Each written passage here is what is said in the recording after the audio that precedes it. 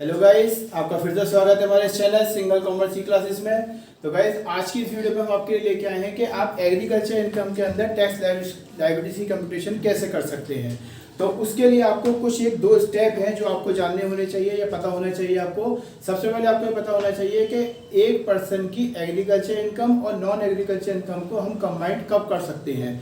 तो जब किसी पर्सन की एग्रीकल्चर इनकम तो 5,000 रुपये से ज़्यादा हो और नॉन एग्रीकल्चर इनकम उसकी एग्जाम लिमिट से ज़्यादा हो, तब एग्रीकल्चर इनकम को नॉन एग्रीकल्चर इनकम में शामिल किया जा सकता है। यानी कि हम ये कह सकते हैं कि किसी एक पर्सन की जब एग्रीकल्चर इनकम तो 5,000 से ज़्यादा हो और non agriculture income exam limit, यानी कि अगर उसकी एज 60 ईयर से कम है तो 2,50,000, अगर उसकी एज 60 ईयर से ज़्यादा और 80 ईयर से कम है यानी कि वो सीनियर सिटीजन है तो 3 लाख रुपीज़, और यदि उसकी एज 80 ईयर्स से भी ज़्यादा है यानी कि वो सुपर सीनियर सिटीजन की कंडीशन में आता है, तब उसके लिए 5 लाख रुपीज़ तक एग्जाम्प्ट होता है। तो हम ये कह सकते हैं कि जब किसी पर्सन की एग्रीकल्चर इनकम तो 5,000 रुपये से ज़्यादा हो और non agriculture income 2.5 lakh, 3 lakh या 5 लाख से ज़्यादा हो, तब एग्रीकल्चर इनकम को नॉन एग्रीकल्चर इनकम में शामिल किया जाता है और टैक्स की कंप्यूटेशन की जाती है। तो आइए समझते हैं कि उसको हम कैसे कर सकते हैं। तो हमने आपके लिए एग्जाम्पल लिया है। जैसे मान लीजिए एक पर्सन की नेट एग्रीकल्चर इनकम है 15,000 की और उसकी नॉन एग्रीकल्चर इनकम है 3,20,000 की। तो हमें देखना है कि हम उसकी टैक्स लायबिलिटीज निकालें तो कैसे निकाल सकते हैं। तो उसके लिए आपके लिए हमने एक फॉर्मेट पहले से तैयार कर रखा है ताकि हम आपको कम समय में ज़्यादा इन्फॉर्मेशन दे सकते हैं, ज़्यादा नॉलेज दे सकें। तो उसके लिए हमने आपके लिए फॉर्मेट पहले ही तैयार किया हुआ है। तो सबसे ऊपर आपको लिखना है computation of tax liabilities of mister Julius का नाम है फॉर द असेसमेंट ईयर 2020-21, यानी कि जो प्रेजेंट में हमारा करंट में असेसमेंट ईयर है वो हमारा फॉर द असेसमेंट ईयर 2020-21 है। तो हमें इसके लिए निकालना है। तो सबसे पहले आपको देखना है कि आपकी इनकम फ्रॉम बिजनेस यानी कि नॉन एग्रीकल्चर इनकम आपकी कितनी है। तो हमने यहाँ पे देखा कि हमारी जो नॉन एग्रीकल्चर इनकम है वो 3,20,000 है। तो यहाँ पे लिखेंगे हम लोग इसकी नॉन एग्रीकल्चर इनकम है 3,20,000 रुपीज़ की, और इसकी जो एग्रीकल्चर इनकम है वो है हमारी 15,000 रुपीज़ की। तो हमने यहाँ पे देखा, इसको लिखा 15,000। सबसे पहले आपको देखना है कि क्या हमारी दोनों कंडीशन पूरी हो रही है। तो हमने यहाँ पे देखा कि भाई हमारी जो नेट एग्रीकल्चर इनकम है यानी कि नॉन एग्रीकल्चर इनकम है वो हमारी एग्जाम लिमिट से ज़्यादा है, क्योंकि ये 2.5 लाख रुपए होनी चाहिए और ये हमारी कितनी है 3,20,000। तो इसका मतलब ये हमारी 2.5 लाख रुपए से ज़्यादा है। तो इसका मतलब पहली कंडीशन फुलफिल होती है। दूसरी कंडीशन हमें देखनी है कि हमारी जो एग्रीकल्चर इनकम है क्या वो 5,000 से ज़्यादा है। तो हमने देखा कि ये भी हमारी कितनी है 15,000। तो इसका मतलब ये भी हमारी 5,000 से ज़्यादा है। तो यहाँ पे दोनों कंडीशन हमारी फुलफिल होती हैं कि एग्रीकल्चर इनकम हमारी 5,000 से ज़्यादा है और नॉन एग्रीकल्चर इनकम हमारी 2.5 लाख से ज़्यादा है। तो इसका मतलब एग्रीकल्चर इनकम को नॉन एग्रीकल्चर इनकम में शामिल किया जा सकता है।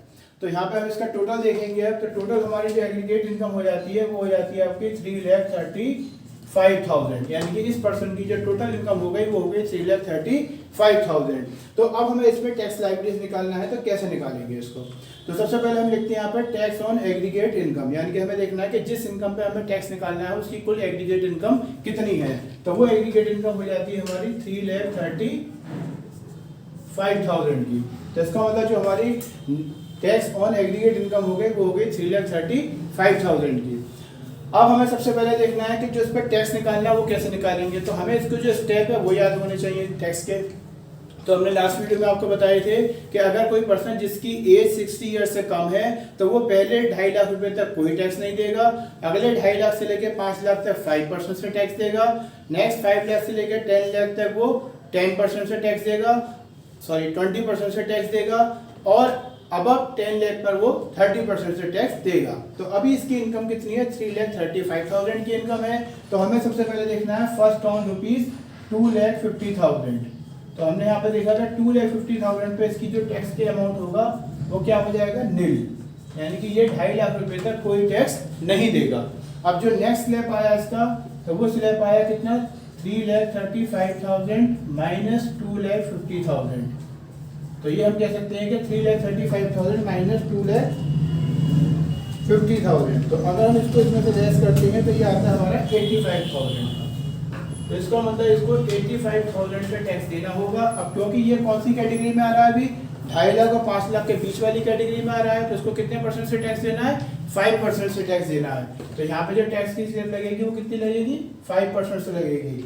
तो 85,000 का जो 5% निकालेंगे हम तो ये आएगा हमारा 4,250।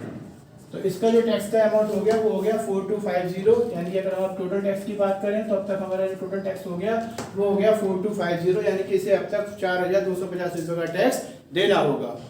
लेकिन अब क्योंकि आपको बताया था कि एग्रीकल्चर इनकम जो होती है वो एग्जेम्प्ट होती है from taxes section 10 sub section 1 के अकॉर्डिंग, यानी कि एग्रीकल्चर इनकम पर कोई टैक्स नहीं लगाया जाता है। लेकिन कंप्यूटेशन ऑफ टोटल इनकम को निकालते समय या टैक्स लायबिलिटीज निकालते समय एग्रीकल्चर इनकम को नॉन एग्रीकल्चर इनकम में शामिल किया जाता है यदि एग्रीकल्चर इनकम 5,000 से ज्यादा हो, नॉन एग्रीकल्चर इनकम 2.5 लाख से ज्यादा हो, इसलिए हमने इसको शामिल किया था। अब इस इनकम का जो टैक्स है वो हम यहाँ पे लेस कर देंगे, क्योंकि एग्रीकल्चर इनकम क्या होती है, एग्जेम्प्ट फ्रॉम टैक्स होती है, इस पर टैक्स नहीं लगाया जाता है। तो यहाँ पे हम लिखेंगे less tax on agriculture income, जिसमें पहला आता है हमारा टैक्स ऑन एग्जेम्प्ट इनकम। अब एग्जेम्प्ट इनकम हमारी कितनी है, ये हमारी कितनी 2.5 लाख। 2.5 लाख पे हमने कितना टैक्स लगाया था, नील, क्योंकि आप देखेंगे 2.5 लाख पे कितना टैक्स का अमाउंट, नील। तो इसका मतलब एक तरीके से 2.5 लाख पे जो अमाउंट हो गया हमारा वो कितना हो गया, नील हो गया। प्लस एग्रीकल्चर इनकम पे देखेंगे, अब एग्रीकल्चर इनकम कितनी हमारी 15,000 की है, तो 15,000 का अब ये कौन सी कैटेगरी में आ रहा है, अभी 15,000 जो आ रही है हमारी आ रही है किसमें, 2.5 और 5 लाख के बीच में, क्योंकि 3,35,000 जो अमाउंट है वो हमारा 2.5 और 5 के बीच में आ रहा है। तो इसलिए इस पे एग्रीकल्चर इनकम पर जो हम टैक्स की कंप्यूटेशन करेंगे तो वो भी 5% से करेंगे, क्योंकि यहाँ भी हमने कितने परसेंट से लगाया था, 5 से, तो ये भी कितने से लगाएंगे, 5% से। तो 15,000 का 5% निकालेंगे हम, तो ये आ जाएगा आपको कितना, 750। तो एक तरीके से यहाँ पर ये हो गया, ये नील और ये हो गया आपका 750। तो टोटल मिला के हमारा जो ये अमाउंट हो गया जो हम लेस कर देंगे इसमें से वो कर देंगे 750 को। तो अगर हम यहाँ बात करेंगे जो टैक्स ऑन टोटल इनकम आ गया हमारा वो आ गया कितना, 4250 माइनस 750, तो ये आ गया आपका 3500 का। तो अब तक का जो कुल अमाउंट इसको पे करना है वो 3500 का करना है। अब इसके साथ में आपको हमने बताया था उस दिन के रिबेट हमें मिलती है 87A की। तो आपको बताया था कि रिबेट 87A की कब मिलती है, जब वो एक एन इंडिविजुअल हो और रेजिडेंट इन इंडिया हो, प्लस उसकी जो टोटल इनकम है वो 5 लाख से कम हो। तो अब यहाँ पर ये जो पर्सन दिया है इसको बिलो 60 ईयर है, ये रेजिडेंट इन इंडिया है और इसकी जो टोटल टैक्सेबल इनकम है वो भी हमारी 5 लाख से कम है। तो इसलिए इसको फिर अंडर सेक्शन 87A के अकॉर्डिंग रिबेट भी मिल सकती है या मिलेगी। तो रिबेट मिलने के लिए आपको बताया कि इसमें 2 चीजें हमें देखनी होती हैं, सबसे पहले टैक्स पेबल और मैक्सिमम लिमिट। तो टैक्स पेबल की अगर बात करें तो टैक्स पेबल हमारा जो अब तक का बैठ रहा है अमाउंट वो आपका बैठ रहा है इसमें 3,500 का। जो हमारा टैक्स पेबल का अमाउंट है वो बैठा हमारा 3,500 का। और हमारी जो मैक्सिमम लिमिट है वो कितनी है, 12,500, हमने पहले भी आपको बताया था।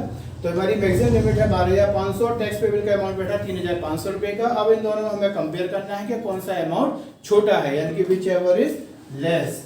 तो यहाँ पे लिखेंगे हम whichever is less between A और बी। तो ए और बी के अकॉर्डिंग अगर देखेंगे यहाँ पर तो इन दोनों में जो अमाउंट हमारा कम है वो कितना है 3,500 का। तो फिर यहाँ पे हम लिख देंगे 3,500। और इस तरीके से अगर देखोगे तो यहाँ पे जो अमाउंट आएगा हमारा भी निकल कर टैक्स पेबल का तो क्या हो जाएगा, नील, क्योंकि अब जितना हमारा टैक्स पेबल था उतनी हमें रिबेट मिल गई 87A के अकॉर्डिंग। तो ये हमारा क्या हो गया, नील हो गया। अब क्योंकि जब ये नील हो गया तो हम इसमें ऐड करते हैं क्या, हेल्थ एंड एजुकेशनल सेस। तो इस क्वेश्चन में 4% हमें ऐड करके, लेकिन ये हमारे जो कि नील है तो ये भी क्या होगा, नील होगा। तो फाइनली इसकी जो टैक्स लायबिलिटीज हो जाएगी वो हमारी क्या हो जाएगी, नील हो जाएगी। तो गाइस इस तरीके से हम टैक्स लायबिलिटीज निकाल सकते हैं किसी भी एग्रीकल्चर इनकम को इंक्लूड करने के लिए टोटल इनकम में। तो उसमें आपको 2 स्टेप ध्यान रखने होंगे। पहला ये कि एग्रीकल्चर इनकम हमारी 5,000 से ज़्यादा होनी चाहिए और non agriculture income exempt limit से ज़्यादा होनी चाहिए, जैसा कि इस क्वेश्चन में था। तो हमारी नॉन एग्रीकल्चर इनकम इसमें 3,20,000 रुपये की थी, जबकि एग्रीकल्चर इनकम हमारी 15,000 की है। ये 2.5 लाख से ज़्यादा हो गई, ये 5,000 से ज़्यादा हो गई। दोनों ने कंडीशन दोनों फुलफिल की गई है, इसलिए हमने इसको एग्रीगेट इनकम में शामिल किया। तो कुल एग्रीगेट इनकम हो गई 3,35,000 रुपये की। सबसे पहले आपको टैक्स ऑन एग्रीगेट इनकम निकालना है, जो कि हो गई हमारी 3,35,000 रुपये की। इसमें आपको जो फर्स्ट निकालना है 2.5 लाख पर, वो हमारा नील हो जाएगा क्योंकि 2.5 लाख रुपए तक एग्जेम्प्ट होता है। फिर नेक्स्ट आपको निकालना है 3,35,000 में से 2.5 लाख लेस करेंगे तो 85,000 आएगा। इसका 5% निकालेंगे तो 4250 आएगा। तो ये टोटल हो जाएगा हमारा 4250। इसमें से लेस करते हैं टैक्स ऑन एग्रीकल्चर इनकम, जिसमें आपका tax on exempt income plus agriculture income आता है। टैक्स ऑन एग्जेम्प्ट इनकम हमारी नील है, तो एग्रीकल्चर इनकम हमारी 15,000 का 5% 750 हो गया। और इस तरीके से टैक्स ऑन टोटल इनकम जो अब तक आया वो 3500 का आया। इसमें से लेस करेंगे रिबेट 87A की, तो इसमें टैक्स पेबल हो गया 3500 का, मैक्सिमम लिमिट हो गई 12,500 की। इन दोनों में देखना है कौन सा अमाउंट कम है, उसे लिखेंगे whichever is less between A और बी, तो ये 3500 हो गया। तो इस तरीके से टैक्स पेबल हमारी नील हो गई। अब टैक्स पेबल ही नील है तो उस पर कोई हेल्थ और एजुकेशन सेस नहीं लगेगा, तो कुल मिलाकर जो इसकी टैक्स लायबिलिटीज हो जाएगी वो इसकी नील हो जाएगी। तो गाइस हमें उम्मीद है कि आपको ये टॉपिक समझ में आया होगा। अगर अभी आपको कोई डाउट प्रॉब्लम हो तो आप हमें कमेंट कर सकते हैं, हम नेक्स्ट वीडियो में और इसको इजी वे में आपको समझाने की कोशिश करेंगे। Thank you.